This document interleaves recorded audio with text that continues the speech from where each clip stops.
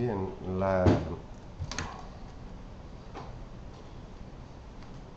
tercera parte de las reglas gráficas que podemos aplicar al diseño y a la representación de nuestras interfaces, ¿no? Se refiere al espacio. Son aquellas reglas que nos permiten construir un espacio más o menos coherente y realista, con sus limitaciones, con el nivel de realismo que queramos concederle a este espacio, ¿no?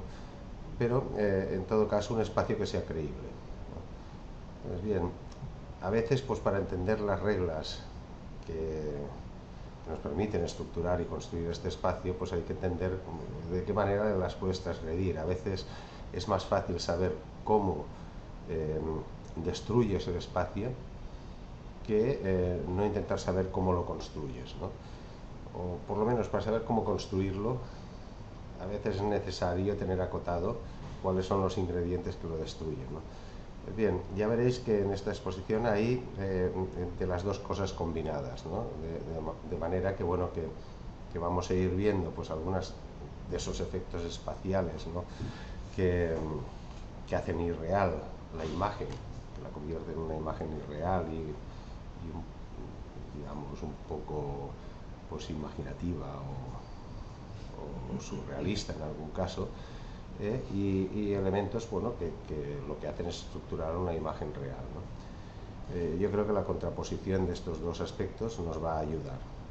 Posiblemente el espacio es el aspecto más difícil, más complicado, entre otras cosas porque para crearlo utilizas los otros dos, ¿no? Utilizas tanto las formas como los colores, ¿no? Además de instrumentos propios. Bien, esta primera imagen es un pequeño homenaje a Escher. En la documentación del blog tenéis vínculos a referencias de Escher, un matemático pues, del siglo pasado, que curiosamente se hizo famoso pues, por elaborar una serie de imágenes imposibles, ¿no? Imposibles desde el punto de vista espacial. Utilizaba contradicciones o paradojas visuales frutos de la perspectiva pues, para crear unos escenarios irreales y en algún caso hasta fantasmagórico, ¿no? Entonces, esta primera imagen son estos rombos que depende de dónde concentremos la mirada. O sea, aquí se puede apreciar bastante bien cuál es nuestro campo de visión foveal, ¿no? O sea, depende de lo grande que tengáis la pantalla, el monitor y por tanto lo grande que se esté visualizando ahora esta imagen, pues nos será más fácil o más difícil, ¿no? Pero si nos concentramos en uno de los rombos del centro de la figura, veremos que el rombo en el cual estamos fijando nuestra imagen se convierte en figura, o sea, emerge hacia nosotros, mientras que los otros, los del color contrario, pues se convierten en fondo. O sea, hay una fluctuación de los rombos de un color y de otro, ¿no? Hacia adelante y hacia atrás, de manera que unos se ponen delante y otros se quedan detrás, dependiendo de dónde estemos mirando, concentrando nuestra mirada en un momento determinado, ¿no? Este jueguecito inicial nos permite dar paso, digamos, a uno de los principales ingredientes espaciales, y de los principales, y posiblemente el principal y el más desconocido, que es el traslapo. El traslapo es la superposición de imágenes, ¿no? Imágenes que nosotros, por nuestro conocimiento, nuestra experiencia, las interpretamos de una manera y que visualmente, en ese momento, en un escenario concreto visual, las estamos viendo pues de otra, ¿no? Entonces, esa experiencia previa al conocimiento de las formas hace que las completemos nosotros desde el punto de vista de la percepción. Y por ejemplo, aquí tenemos varios ejemplos, ¿no? Dentro del conjunto de cosas tridimensionales que tenemos arriba, que tenemos un cilindro, una esfera y un cubo, teóricamente los interpretamos de esta manera, el cubo traslapa o oculta a la esfera roja, de manera que, bueno, que nosotros sabemos que esa esfera, si se movieran los objetos, aparecería entera, sería redonda totalmente, ¿no? Sin embargo, eso puede ser falso, o sea, podría ser, o sea, no hay nada que nos indique, como no sea nuestra experiencia, y que es mucho más fácil encontrarse una esfera completa que una cortada de esa manera, ¿no? Por ahí, no hay nada que nos indique que la esfera está completa, como no sea nuestra experiencia, que estamos más acostumbrados a verlas completas que no seccionadas, ¿no? Por tanto, nosotros interpretamos que el cubo tapa la esfera, y la esfera está completa. Esta es una combinación, digamos, de reglas de la Gestalt, ¿no? Escogemos la interpretación más simple, pero además también hay una manera de justificarlo desde el punto de vista del estructuralismo, que es, bueno, nuestra experiencia nos dice que esto en la casi totalidad de los casos es así, ¿vale? Y prácticamente nula el caso en el que nos hayamos encontrado que un escenario de este tipo está representando una esfera cortada de esa manera justo ahí, ¿no? Y puesta al lado del otro, ¿no? Lo mismo ocurre pues con los triangulitos. Los triángulos, este cuadrado que tenemos aquí hecho con triángulos de 3 colores, pues nosotros interpretamos, pues bueno, que esos 3 colores unos tapan a otros, y que posiblemente alguno de esos colores son un cuadrado. Es más difícil con el tema de los triángulos porque siempre alguno tendrá que ser diferente, ¿no? Y solo una acción sobre esos objetos nos puede digamos, hacer cambiar de opinión con respecto a la interpretación que habíamos tenido originalmente, ¿no? En el caso de que el moverlos, como ocurre con los triángulos, ¿no? Y se ve en la imagen de la derecha, el moverlos, vemos que son 3 triángulos colocados uno justo al lado del otro, ¿no? Compartiendo el contorno, etcétera. Entonces, si una acción de este tipo nos ofrece, digamos, una información que no era la prevista, entonces eso genera sorpresa o genera inestabilidad o genera, digamos, pues lo que seguro que provoca son sensaciones o emociones o un interés, digamos, relativo a esa sorpresa, ¿no?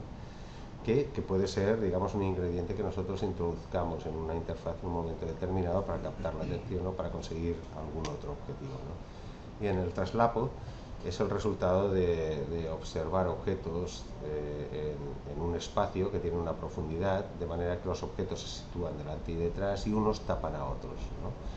Este recurso, que es unos objetos tapando a otros, es el principal elemento espacial que contienen los gráficos. A veces es un elemento muy sutil. Aquí tenemos ahora, hecho con 3D, las metaballs que vimos anteriormente, ¿no? Para la forma, pero ya estas metaballs, pues bueno, son el brazo y es un brazo tridimensional, ¿no? Es un brazo que pretende estar colocado, más o menos escorzado con respecto a nuestra mirada, está oblicuo a nuestra mirada, a nuestra frontal, y bueno, y que se percibe tanto en la imagen de la izquierda como de la derecha volumétrico y tridimensional, ¿no? Entonces, el principal ingrediente en la imagen de la derecha que da la sensación, y nos podríamos quedar solo con el contorno en esta imagen, sin ver las esferas dentro, ¿no? Que da, o sea, que completa esa sensación de volumen o esa impresión de volumen, son los pequeños trazos, estos pequeños trazos que obligan a traslapar un volumen con otro, o sea, esta parte más cercana del brazo está tapando, y sabemos que está tapando por este trazo que se superpone al antebrazo, ¿no? Y así sistemáticamente, ¿no? El dedo gordo tapa una parte de la mano y después los nudillos van tapando parte de los dedos. Entonces estos pequeños tracitos que muchas veces para una persona que no está acostumbrado a dibujar formas, pues con la mano, ¿no? Les concede poca importancia y seguramente a la hora de dibujar el brazo solo pinta el contorno exterior. Estos pequeños tracitos son los que generan la sensación de volumen y de espacial en el objeto que estás intentando representar, ¿no? Hay un ejercicio tradicional para niños que es dibújame la manzana, ¿no? Y la manzana siempre aparece aplastada como si hubiera pasado un camión por encima. y entonces esa sensación de aplastamiento, de figura plana, se debe a que no se han traslapado parte de los volúmenes de la manzana. Por tanto, se tienen que identificar los diferentes volúmenes que tiene la manzana y tapar unos con otros parcialmente. En el momento en el que lo hacemos, la sensación de volumen o espacial aumenta considerablemente. Y si se hace muy bien, esa sensación es perfecta. Solo con un contorno podemos conseguir una sensación de realidad formal muy elevada, ¿no?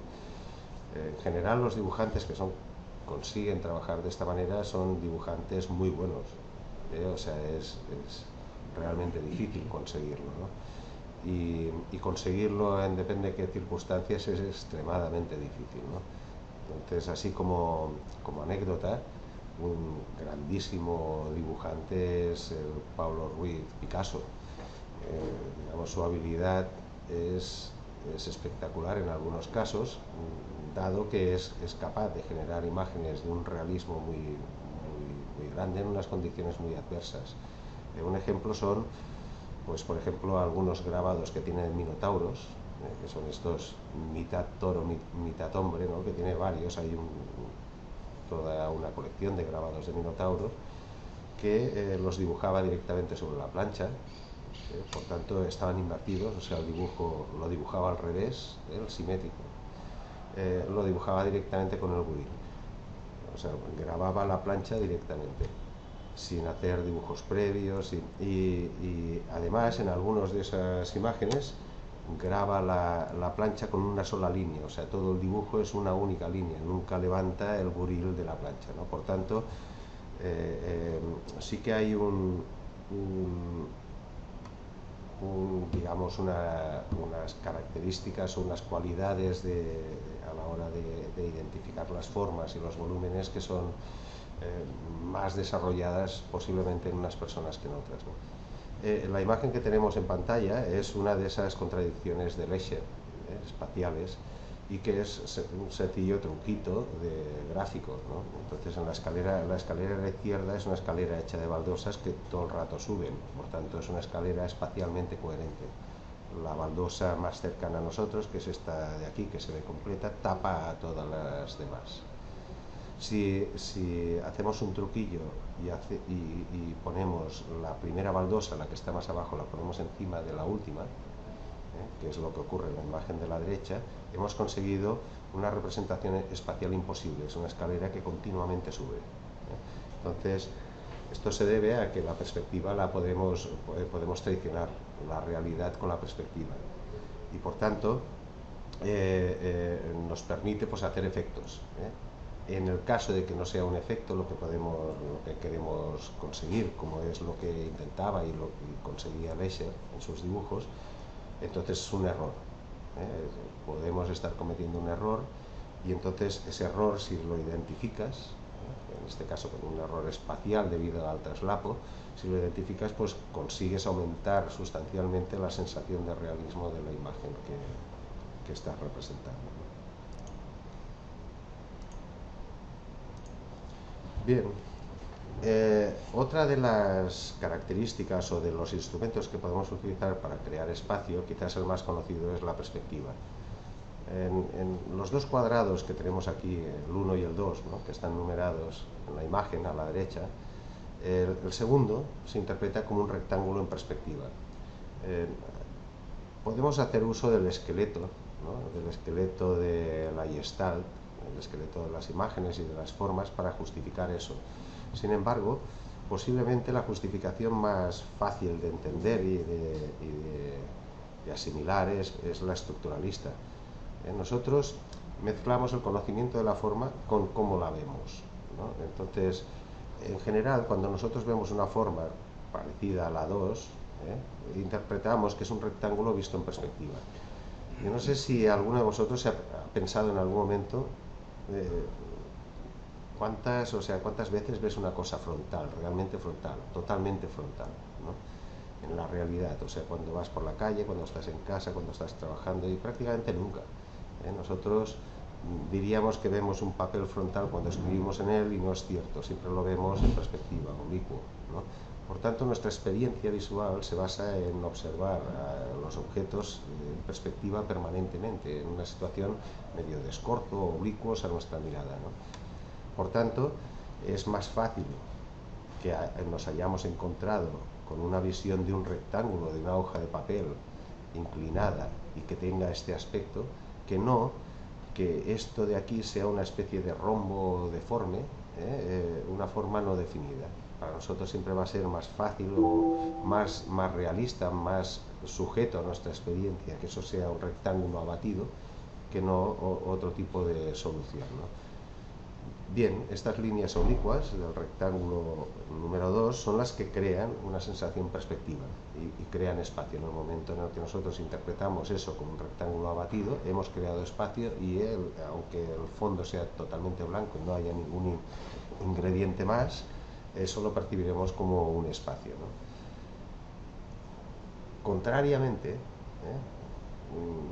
una situación contraria es, por ejemplo, la del cubismo, ¿no? Esta imagen de aquí de la izquierda intenta representar pues un cuadro cubista. Aquí tenemos un bodegón, ¿no?, tridimensional, que va a un artista cubista, ¿no?, de principios del siglo XX, y lo representa pues como estamos habituados a ver las obras de arte cubistas, ¿no? Entonces, el cubismo pretendió destruir la sensación espacial, sobre todo la sensación espacial debida a la perspectiva. O sea, mantiene una sensación espacial debida al traslapo o cosas superpuestas a otras, que también regula, o sea, intenta evitar que tú las percibas superpuestas, pero sobre todo la perspectiva. Entonces, la perspectiva, que se basa en las líneas oblicuas y que necesariamente las tiene que pintar, porque en el cuadro van a haber líneas, no todas las líneas van a ser horizontales y verticales. Si fuera así, sería imposible dibujar una manzana, una pera o un plátano, no como tenemos en el bodegón este. Por tanto, como no queda más remedio de que hayan líneas oblicuas, la manera que tienen de destruir la perspectiva, la sensación perspectiva, es incluyendo ángulos rectos. Nosotros, cuando vemos un ángulo recto, esto se nos coloca frontal. Es una forma que para nosotros inmediatamente se presenta frontal, porque la posibilidad de ver un ángulo que no sea recto, un ángulo de 90 grados, en perspectiva y que parezca recto, son prácticamente nulas. Nuestra experiencia visual está vacía de esos casos. Prácticamente nunca hemos visto nada de esa manera. Por tanto, no creemos que sea posible, o no contamos con que sea posible, o no contamos que sea lo que se está produciendo. El cubismo, si os fijáis en estos cuadros, constantemente intercalan ángulos rectos en el dibujo, y estos ángulos hacen que la imagen se perciba plana, sin perspectiva. Entonces, bueno, en ese momento era importante pues que la representación pictórica estuviera lo más plana o más frontal posible, con la intención de evitar que eso se interpretara como una representación de la realidad, que fuera una ventana a un espacio imaginario, que era precisamente lo que ese tipo de arte intentaba evitar, ¿no? Bien, la perspectiva hay de dos tipos. La primera que tenemos representada aquí abajo es la cónica o central, que es cuando se observa desde un único punto de vista, ¿no? Y el punto de vista es existente. Por ejemplo, este tipo de perspectiva es la que utiliza una cámara fotográfica. La cámara fotográfica tiene la lente, ¿no?, tiene el diafragma, imprime, o sea, a través de un agujerito muy pequeño, regulado por el diafragma, imprime una película sensible que está detrás. Exactamente igual, es un mecanismo copiado del mecanismo de la visión humana, ¿no? El papel sensible pues sería nuestra retina, el diafragma sería nuestra niña, ¿no?, que se abre y se cierra, el iris, y bueno, exactamente igual, ¿no? Y el ojo sería la cámara oscura, ¿no?, que hay dentro, donde solo entra luz por ese pequeño agujerito. Bien, ese tipo de perspectiva copiada de la visión humana tiene una característica, que es que las líneas paralelas, ¿no?, aquello que es paralelo, que está en la misma dirección, situado en el espacio, fuga a un punto, ¿no? Y hay tantos puntos de fuga como direcciones y líneas hayan en ese espacio representado, ¿no? Por tanto, hay infinitos puntos de fuga. Esa representación es parecida a la que nosotros tenemos en la realidad, porque la copia, Y otra característica significativa es que objetos que tienen el mismo tamaño, pero que están unos más alejados de otros, los más alejados se ven más pequeños. O sea, reduce el tamaño de los objetos dependiendo de la distancia a la que se encuentran del observador. Esa característica de la visión, que es la visión a la que estamos acostumbrados, es la que se ejecuta en sistemas cónicos o centrales. Sin embargo, el sistema de representación más habitual generalmente es el axonométrico, o el cilíndrico, que es aquel en el cual ese punto de vista no está en el espacio finito, no está próximo, sino que está lejísimos, ¿no? O sea, es como colocar la cámara de fotos en el infinito. Entonces, claro, cuando la cámara que fotografía la imagen está en el infinito, todos los rayos esos que antes confluían en un punto, ahora son paralelos, y por tanto, al ser paralelos y estar el punto de vista en el infinito, la distancia que separa a los objetos es prácticamente despreciable. O sea, un objeto que está más lejos del observador o más cerca, en el caso de la perspectiva cilíndrica, en los dos casos, el que está más cerca y el que está más lejos, está a una distancia infinita del observador.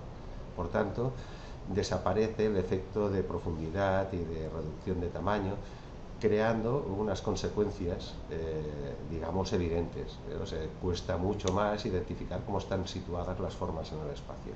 Entonces, aquí tenemos el ejemplo de los 4 bolos de la derecha, en el cual están representados con una perspectiva axonométrica. Es imposible saber cuál de estos bolos está más cerca nuestro, ¿vale? O sea, podríamos utilizar técnicas de color, básicamente, una saturación del color para indicarnos a nosotros mismos cuál es el que está más cerca. Pero claro, si todos tienen la misma saturación de color y la misma definición formal, o sea, sus contornos están igual de definidos, prácticamente va a ser imposible identificar cuál de ellos está más cerca. O, por ejemplo, tampoco podemos saber en esta perspectiva en los 4 bolos, como no añadamos más elementos al gráfico, no podemos saber si estamos mirando desde abajo o desde arriba los bolos. Por tanto, la indefinición en este tipo de perspectivas es bastante grande. Algunos errores en representaciones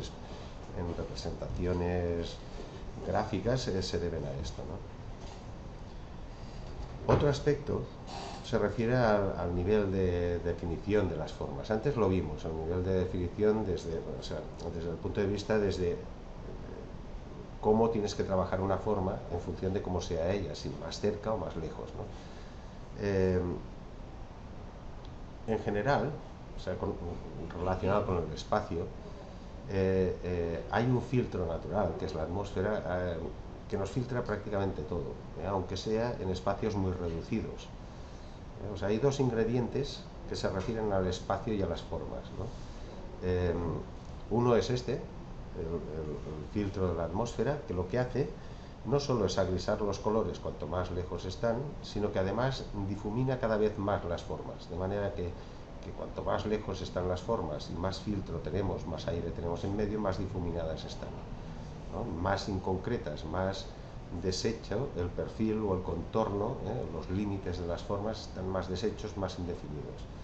O sea, este efecto, que el primer, digamos, artista que lo utilizó fue Leonardo da Vinci, es conocido desde entonces como sfumato, ¿no? Y en las herramientas de representación tridimensional de objetos y de animación y de renders se conoce como fog, ¿no? Es el vapor o esta niebla que representa, de hecho, o sea, cuanto más realista es, más representa lo que es el efecto atmosférico, ¿no? La atmósfera. Bien, otro elemento importante que interviene es la agudeza visual. De hecho, nosotros tenemos nuestro propio sistema de visión, y este sistema de visión pues tiene sus limitaciones. Es diferente nuestra vista de la vista de un águila, de la vista de un perro o de la vista de una mariposa o de una mosca. La nuestra tiene nuestras características y nosotros creamos imágenes para las características de nuestra visión, ¿no? Entonces tenemos una agudeza, no es enorme, Por tanto, a medida que los objetos se alejan, dejamos de verlos, sencillamente, o sea, los vemos más homogéneos tanto de color como de formas, ¿no? Entonces, ambos aspectos deben representarse en las imágenes si queremos crear un espacio realista, ¿no? La imagen de la izquierda, hace, digamos, un poco de memoria o mención a un artista muy conocido que es el Salvador Dalí, cuyos cuadros tienen una característica, algunos de los cuadros tienen una característica muy relevante, que es que pueden ser vistos de cerca y de lejos, ¿no? Y de lejos ves una cosa y de cerca ves otra. Pero este juego de la dualidad en la definición formal, o sea, la definición exageradamente formal y detallada de los objetos, estés cerca o estés lejos, ¿no? Era una de esas contradicciones que utilizaba el pintor para crear esas sensaciones de surrealismo, de imágenes irreales, ¿no? Entonces es habitual, si habéis tenido la oportunidad de ver un cuadro suyo de cerca, son cuadros, algunos de un formato enorme, muy grande. Entonces cuando te acercas y ves una hormiga, la hormiga está pintada con sus antenas, sus ojitos, sus patitas, o sea que puedes acercarte a apenas unos centímetros de la imagen y verla con mucho detalle, y alejarte y ver otra imagen totalmente distinta, desaparece la hormiga y emergen otro tipo de cosas, ¿no? Pues es un poco lo que intenta simbolizar esta imagen de la cara hecha con bolos y tal, ¿no? Bien, relativos al espacio tenemos el contraluz, ¿no? El espacio y el color. Un contraluz se produce cuando el fondo contrasta enormemente por alguno de los parámetros del color, contrasta con la figura, ¿vale? Aquí tenemos tres figuras que son el mismo bolo con un fondo rojo muy saturado, ¿vale? Si el fondo rojo es muy saturado, muy brillante, un tono muy intenso, seguramente es un color primario o secundario el que hay ahí. Entonces el contraste se puede producir de diferentes maneras. El bolo de la izquierda tiene un contraste de tono, de manera que el fondo es un rojo y el color del bolo es el complementario al rojo, que es un verde, ¿vale? El verde tenderá a ser, el color frío tenderá a ser sombra, y el color cálido tenderá a ser luz, ¿vale? El contraste de este tipo lo utilizaron mucho los impresionistas para crear sombras de color, ¿eh? Y si os fijáis en los cuadros impresionistas, las sombras todas tienen color. El que haya pintado una sombra con un gris no es un impresionista. De hecho, algunos pintores muy famosos como el Manet los echaron fuera del movimiento impresionista porque utilizaban el negro. Entonces, el bolo de en medio es un contraste de saturación. El contraste de saturación, al convertir gris en gris el bolo, lo que hacemos es quitarle densidad. Los grises tienen color, o sea, tienen menos densidad y por tanto aparentan un material menos denso. Esto, por ejemplo, este efecto de contraluz con un contraste de saturación puede ayudarnos a representar, pues, un fantasma delante de un espejo, por ejemplo, posiblemente para crear la sensación de esa imagen etérea, pues vamos a reducirle mucho la saturación a la forma que esté delante, a la del fantasma, y además dejaremos que transparente un poquito, ¿vale? Para que aumente, digamos, el efecto visual. Pero posiblemente el ingrediente principal de ese efecto sea el contraste de saturación. Y a la derecha tenemos un contraste de luminosidad, que es el fondo rojo es mucho más claro que el bolo, que es más oscuro, y por tanto un contraste de luz. Es el más tradicional de todos. Bien, en esta imagen se hizo como un experimento, se construyó con un programa de renderizado, de modelado 3D, el 3D Studio Max, y se hizo con unas características para demostrar, o sea, para intentar evaluar si los programas de renderizado y los algoritmos que se utilizaban en el renderizado respetaban estas reglas previas, ¿no? Unas reglas en las cuales, pues bueno, los colores poco saturados se colocan en el fondo, ¿vale? Que los muy saturados se colocan delante, que los que tienen las caras más oblicuas pierden saturación, los colores, etcétera, ¿no? Entonces, para ver un escenario realista y ver si esos algoritmos de renderizado cumplían pues con estos principios básicos, se creó esto, de manera que, pues por ejemplo, la pirámide esta amarilla de aquí tiene exactamente el mismo amarillo, o sea, al sólido se le ha dado el mismo amarillo que la bola redondita que está aquí en el fondo, tiene el mismo amarillo. Entonces hay elementos que tienen los mismos colores y están situados a diferentes profundidades y con diferentes características y en diferente ángulo con respecto al observador. Entonces, pues bueno, revisando este gráfico, sobre todo si utilizáis el CD o sea, donde se explica, digamos, estas reglas básicas de los gráficos, pues, si se utiliza el CD se puede comprobar mucho mejor cómo esas reglas se van respetando, ¿no? O sea que un sistema realista de representación siempre intentará colocarte los colores más saturados al final, los que están en caras oblicuas pues menos saturados, y que después pues la iluminación dependerá de la luz que le des, ¿no? O sea, la luz blanca que le llegue o luz de color que le llegue. Bien, el volumen posiblemente es uno de los aspectos de las tres dimensiones del espacio más difíciles de conseguir, ¿no? Ya vimos un ingrediente del volumen que sería el traslapo a esas pequeñas líneas, ¿no?, que se superponen, pero otras, por ejemplo, son un ingrediente, el más tradicional del volumen, para explicar volúmenes, son los perfiles, son los contornos, o sea, tres anillas juntas, como las tenemos aquí a la izquierda, juntas, nos definen un volumen. Solo tres, eso representan tres perfiles, ¿no? Cada una de esas anillas la podríamos ver redondita, frontal, si la colocamos frontal a nuestra mirada, ¿no? Y entonces cada una de ellas representa un perfil. No es, digamos, aleatorio o casual que las representaciones técnicas se basen en este principio, ¿no? O sea que una manera de definir los volúmenes complejos o formas complejas es a base de diferentes perfiles. O sea, ahora miro por delante, ahora miro por la derecha, ahora miro desde arriba, ¿no? Y entonces dibujando eso que se ve o representando eso que se ve desde diferentes ángulos, acabamos haciéndonos una idea del volumen total, ¿no? Otra manera de generar volumen, que se refiere más a lo que ocurre con los aros de la derecha, es con el movimiento. O sea, el movimiento, una forma en movimiento, girando sobre sí misma, como es el caso de un aro, acaba por definirnos un volumen. Los dos recursos que hay aquí son recursos que suele utilizar frecuentemente cualquier programa de creación de gráficos tridimensionales o de objetos de síntesis, ¿no?, o digitales, como pueden ser los programas de CAD o los programas de modelado 3D.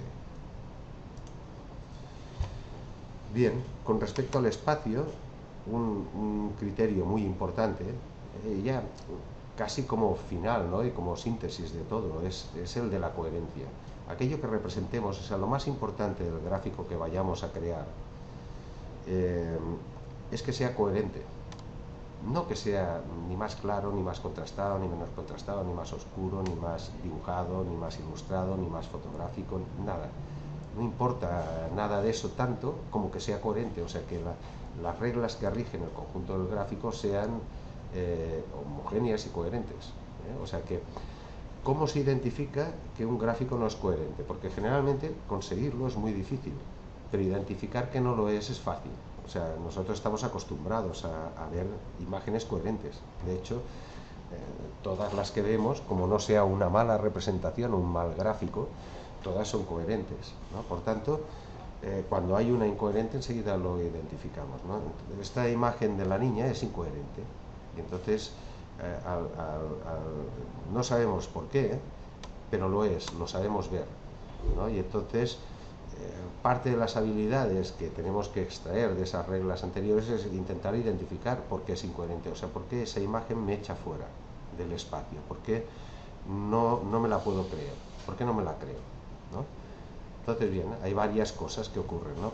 Una de las que ocurren primero es el nivel de detalle, ¿no? O sea, tanto las líneas de la mesa como el contorno de los vasos o los bolos que tenemos aquí delante está muy definido.